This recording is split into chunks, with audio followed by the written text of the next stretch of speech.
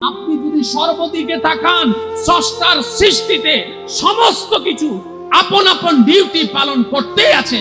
একমাত্র বেজাল যদি পাওয়া যায় সেটার নাম মানুষ। একমাত্র বেজাল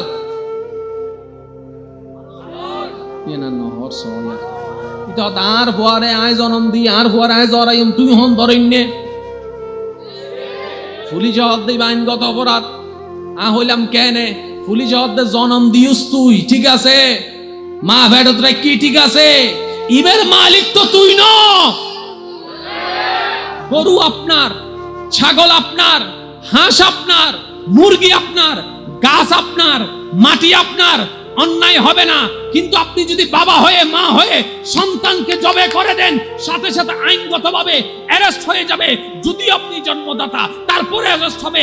ব্যাপারটা কি বলে যে যদিও তুমি সন্তানের বাবা কিংবা মা, মালিক তুমি নও, মালিক হচ্ছেন আল্লাহ, মালিক হচ্ছেন আল্লাহ, মালিক হচ্ছেন রব্বুল আলামিন।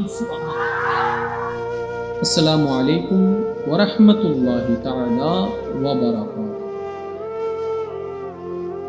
মোহাব্বত নিয়ে আপনাদের সামনে উপস্থিত হয়েছি, দোয়া নিয়ে আপনাদের থেকে ফিরে যেতে চাই। আপনাদের থেকে বিদায় নিয়ে আবার কুমিল্লার উদ্দেশ্যে আমাকে রওনা করতে হবে। তো সবার কাছে আমার একটা অনুরোধ বিনয়ের সাথে, যতক্ষণ আমার মুনিব, আমার মওলা, আমার মালিক আমি অদমকে দয়া করে বলার তৌফিক দান করেন, এই সময়টুকু সবাই মনের কান দিয়ে শোনার চেষ্টা করবেন ইনশাআল্লাহ। আরেকটু জোরে ইনশাআল্লাহ। আমার কোনো কথা কারো গ্রহণ করতে দরকার নেই, হবেও না। তবে অনুরোধ রাখলাম, প্রতিটি কথা মনের কান দিয়ে শোনার পর বিবেকের আদালত দিয়ে ভেবে দেখবেন, সঠিক মনে হলে গ্রহণ করবেন, ভুল মনে হয়ে গেলে বাদ দিবেন। আর তৃতীয় নম্বর অনুরোধ, আমাকে একটু আওয়াজ দিয়ে সহযোগিতা করতে হবে। যারা যারা করতে রাজি আছেন একবার বলেন না। আমার মনে হয় আওয়াজটা আর একটু বড় হতে পারে। যদি একদম ফুল ভলিউমে বলেন মারহাবা, দেখি কেমন লাগে শুনতে। মাশাআল্লাহ, ইয়া না মনতে সিরিঙ্গে আওয়াজ। যাই হোক, আল্লাহ পাক আপনাদের এলমে হায়াতে আওয়াজে মোহাব্বতে বরকত দান করুন। আমিন। মাইকের আওয়াজটা একটু কমাই দেন, একটু বড় করে যেন মুক্তিতে বললাম। মাইকের আওয়াজ কমাই দেন, যেহেতু রাতের আওয়াজ বড় তো সেজন্য। আজকের মাহফিলে একটা জিনিস আমার বেশি খুব ভালো লাগছে, মানুষ বেশি নেই। বুঝেন না মনের কথা, মানুষ যে কম এটা দেখতে ভালো লাগছে। আমি অনুরোধ করবো, আমি যেখানে যাব সেখানে মানুষ কম যাবে, কারণ বেশি মানুষের দরকার নাই, প্রেমিক একজন থাকলেও যথেষ্ট।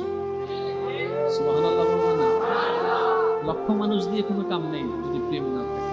আর প্রেমিক একজন থাকলেও হাজার লক্ষ মানুষের চাইতে সে ওজনদার ভারী হয়ে যায়।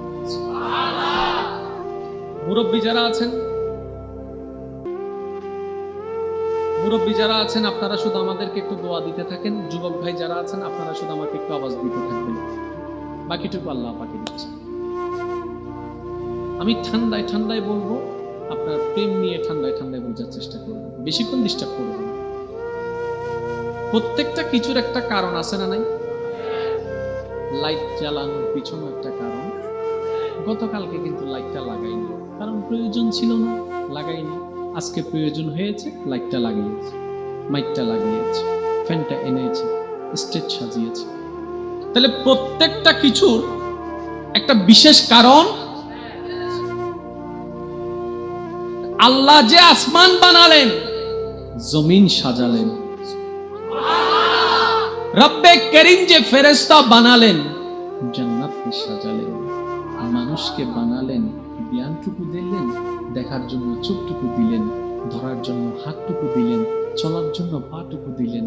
আল্লাহ তাআলা যে সমস্ত কিছু বানালেন, এবার রবকে একবার জিজ্ঞেস করেন না প্রেম দিয়ে, মওলা আমরা তো জানি কারণ ছাড়া কোনো কিছু হয় না, প্রতিটা কিছুর পিছনে একটা নির্দিষ্ট কারণ নিশ্চয়ই থাকে। যেমন রব্বে করিম আমাদেরকে ক্ষুধার ব্যবস্থা যেমন দিয়েছেন, ক্ষুধা নিবারণের জন্য আহারের ব্যবস্থা করে দিয়েছেন। আমাদের যেমন তৃষ্ণা দিয়েছেন, তৃষ্ণা নিবারণ করার জন্য পানির ব্যবস্থা করে দিয়েছেন। শরীরের দুর্বলতা যেমন দিয়েছেন, সেই দুর্বলতা কাটানোর জন্য বিশ্রামের মতো ঘুমের ব্যবস্থা করে দিয়েছেন। তাহলে প্রত্যেকটা কিছুর একটা কারণ, জোরে বলতে হবে, প্রত্যেকটা কিছুর একটা কারণ। লাইট যে কারণে লাইটওয়ালা বানালেন, ওই কারণ ছাড়া লাইটের দ্বিতীয় কোনো কাজ। ফ্যানকে ফ্যানওয়ালা যে কারণে বানালেন, ওইটা ছাড়া ফ্যানের দ্বিতীয় কোনো কাজ নাই।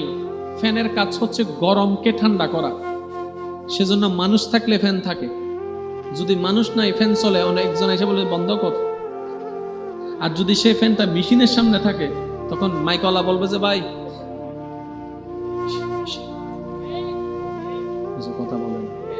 ফ্যানের একটা কাজ আছে না নাই? এবার বলেন চোখের কাজ আছে না নাই? আর একটু জোরে বলেন। হাতের কাজ, পায়ের কাজ, জবানের কাজ, কানের কাজ, নাকের কাজ, মনের কাজ, মানুষের কাজ, সৃষ্টির কাজ, আসমানের কাজ, জমিনের কাজ। এবার আপনি আসমানের দিকে তাকান। আল্লাহ যে কারণে আসমান বানালেন, আসমানের দায়িত্ব ঠিকই পালন করে যাচ্ছে। আল্লাহ যে কারণে জমিনকে বানালেন, জমিনের দায়িত্ব ঠিক মতো পালন করে যাচ্ছে। আপনি একটু মেঘের দিকে তাকান। আল্লাহ যে কারণে মেঘটাকে সাজালেন, মেঘের দায়িত্ব পালন করে যাচ্ছে। আল্লাহ যে কারণে সূর্য বানালেন, সূর্য কিন্তু আপন ডিউটি ঠিক মতো পালন করে যাচ্ছে। আল্লাহ চন্দ্রের দিকে তাকান। আল্লাহ যে কারণে চন্দ্র বানালেন, চন্দ্র আপন ডিউটি করতে যাচ্ছে। আপনি একটু জিব্রাইলের দিকে তাকান। জিব্রাইলকে আল্লাহ যে ডিউটির জন্য বানিয়েছে, জিব্রাইল সে ডিউটি পালন করে যাচ্ছে। আজরাইলের ডিউটি পালন করছে, হাঁসের ডিউটি পালন করছে, মুরগির ডিউটি পালন করছে, গরুর ডিউটি পালন করছে, জঙ্গলের ডিউটি পালন করছে, নদীর ডিউটি পালন করছে, সাগরের ডিউটি পালন করছে, জান্নাতের ডিউটি পালন করছে, জাহান্নামের ডিউটি পালন করছে। আপনি যদি সর্বদিকে তাকান, স্রষ্টার সৃষ্টিতে সমস্ত কিছু আপন আপন ডিউটি পালন করতেই আছে। একমাত্র বেদাল যদি পাওয়া যায়, সেটার নাম মানুষ। একমাত্র বেজাল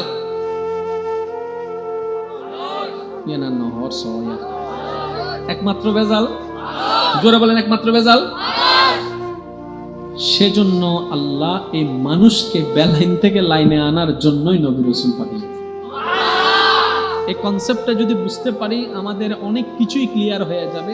তর্ক ঝগড়া থেকে আমরা বের হয়ে আসতে পারবো। মনে রাখবেন, জামিলা হয় দুই কারণে। হয় হারাম, সিডেঙ্গা মানুষ নমাতে, আরো জোর হন, হয় হারাম। হয়তো বেশি বুঝছি, সিডিঙ্গা ওলা হলে মাইতো বাইরের কেউ তাহলে চুপ করে বইতে হবে। হয়তো বেশি বুঝছি, হম বুঝিলেও জ্বালা, তং করি বোধ হয় মাথন না তন করি বোধ হয়। এই কোরআন দিল্লে, হাদিস দিল্লে বেশিও বুঝন যাইতো না, হমও বুঝন যাইতো না। এতালে নবী রাহমাতুল্লিল আলামিন হইতে মধ্যম পন্থা অবলম্বন করো। তাহলে সমস্ত সৃষ্টিতে কেউ জবাই করে দিলে পুলিশে ধরি নিব না, তন না। এ পর্যন্ত পুরো জড়াই দে পুলিশ এসি না, দৈত্য নয়, হাইতো এসি। একজন পুরো জড়াইনি, পিছুতেন একজন হাতে দাসও না, পুলিশ আইতে হাতে না দাইবের কি আছে, হতে রক্ত না তোর দড়ি বুঝে হাতে দর দিয়ে দিতে আইতে মা পুলিশ হয়ে বরাবর কিরবা নি আইনা অন্যায় হতে তো বাবু না চাই এবেলিতে ফরত দিন ইতের ফরজ জড়াই দিই নমজের তো ওই ওদিন জড়াই দে তো গরু জড়াই দে ন ধরে ওয়া ওট জড়াই দে ন ধরে সল জড়াই দে ন দিদের ফরজ জড়াই দিই কিরে ওয়া ইটা তার ফুয়ারে আয় জনম দি আর ফুয়ারে আয় জরাইম তুই হন ধরেননে পুলিশ হদ দেই আইনগত অপরাধ আ হইলাম কেনে পুলিশ হদ দে জনম দিউস তুই ঠিক আছে মা ভেড়ত রে কি ঠিক আছে ইবের মালিক তো তুই ন বুঝিবেন এই জিনিসটা বুঝিবেন গরু জরাইলে অ্যারেস্ট নাই সল জরাইলে অ্যারেস্ট নাই কুরো জরাইলে অ্যারেস্ট নাই क्या কুরার মালিক অনে সলার মালিক অনে গরুর মালিক অনে তো কেনে মালিকে অনরে মালিক বানাই দিয়ে দে এত লাই গরুর চুরি দেখাইলে গরু কিছু নগরে গরু এনে হাইতে পড়ি যাবি আর জোর হন না বাজি গরু জরাইলে হনা আইন হনো পুলিশ হনো হোট হনো আদালত কিন্তু ফুয়া জরাই দিলে কিয়া ফুয়াইবে তোন আর কেন জোর হন না সুবহানাল্লাহ গরু আপনার ছাগল আপনার হাঁস